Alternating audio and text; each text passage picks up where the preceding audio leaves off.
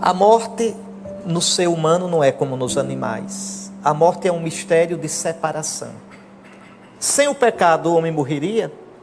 Morreria e não morreria. A morte não teria o gosto de morte que tem. Veja. Seria uma transformação sem o pecado, suave, né? Seria a gente chegar a isso que eu disse, sem sofrimento, sem passar por essa experiência amarga, travosa, que a gente chama de morte. Porque a morte, com essa cara feia que ela tem, é causada pelo distanciamento de Deus. Desde que o homem pecou, e para usar a imagem do Gênesis, foi para trás daquela moita, quando Deus procurou o homem, ele estava atrás da moita, escondido. Desde aquilo ali que a gente vive fugindo de Deus. A gente confia desconfiando. Veja, Deus se tornou para nós tão próximo e tão distante, meio que como que uma ameaça.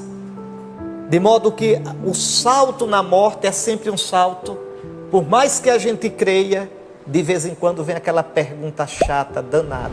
E se não for verdade? E se não tiver nada? Veja. Por quê? Porque o homem com o pecado fechou-se para Deus. Isso está na gente. O santo não tinha medo de morrer, né? Aí é que está. Veja bem, vou entrar nisso agora. A morte é primeiramente um mistério de separação. Separação da alma e do corpo. Separação desse mundo. Separação da minha vida, o que eu amei, o que eu construí, o que eu fiz. Separação das pessoas que eu amo. Separação dos meus planos. A morte é danada. Não pergunto se eu tenho um compromisso no outro dia, se tinha alguém me esperando. Nada. Não respeita nada, ninguém. A morte, vou usar uma expressão nordestina, a morte mangou dos brasileiros todos. A gente esperava que o Tancredo Neves fosse o presidente da República. Na véspera, a morte nem ligou para a gente. Levou o Tancredo. Veja o que é a morte. A morte nos desmoraliza. A morte está associada ao pecado. A morte tem o cheiro de absurdo. Quando é uma pessoa idosa que morre depois de uma vida bem vivida, a gente ainda atura. E quando é um jovem? E quando é uma mãe que deixa os filhos para criar? E quando é uma morte por uma injustiça gritante? A morte é terrível, é terrível. A morte não é bonita. Agora, atenção, o homem não morre como os animais morrem. Os animais não sabem que vivem, também não sabem que morrem. Só o bicho homem, você sabe que vive. E você diz, como é bom viver. E só o homem sabe que vai morrer. Isso quer dizer que o homem é o único bicho que tem que dar um sentido à morte dele. Por um lado, a morte é algo, professor, que vem, quer eu queira, quer não. Por outro lado, eu tenho que dar um sentido. Eu posso morrer como um derrotado, eu posso morrer angustiado, eu posso morrer praguejando, ou eu posso fazer da minha morte o melhor momento da minha vida. Cristo fez da morte dele, veja, por fora, a morte foi imposta a Cristo. Foi preso, levado na marra, mas por dentro, Cristo fez da morte dele um ato de amor. Pai, nas tuas mãos eu me entrego.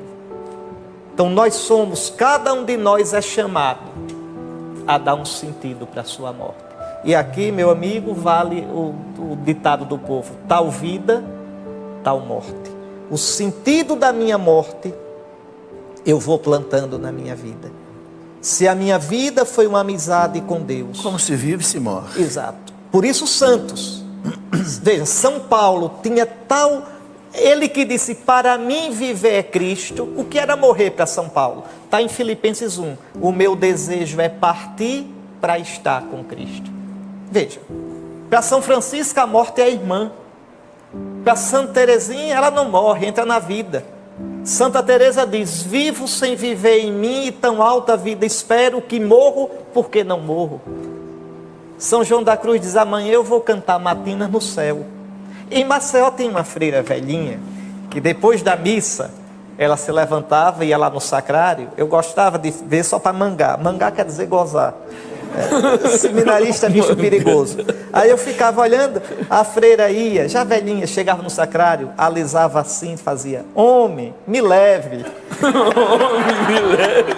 Eu dizia: olha, o senhor já levou. Aí dizia lá, as irmãs da turma dela todinha: esqueceu de mim, foi. Veja, para essa Perdeu a irmãzinha, ficha, né? essa irmãzinha chegou a uma tal amizade com Cristo que ela mudou o sentido da morte. É por isso que a gente não chama a morte de Nossa Senhora de morte. Dormição. Nossa Senhora morreu, mas o modo como ela viveu a morte, Dormício, né? não é? Imagine a doçura de quem sempre foi amiga de Deus.